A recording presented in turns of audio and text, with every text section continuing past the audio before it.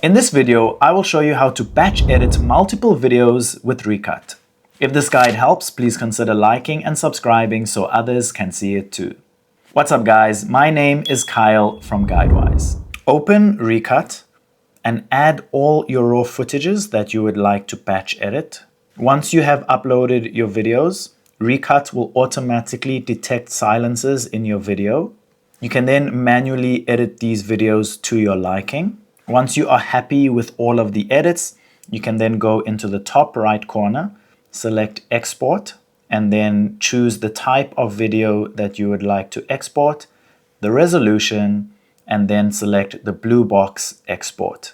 And once your video has finished exporting, you can then upload it to your desired editing platform to design further. If this video helped, don't forget to like and subscribe.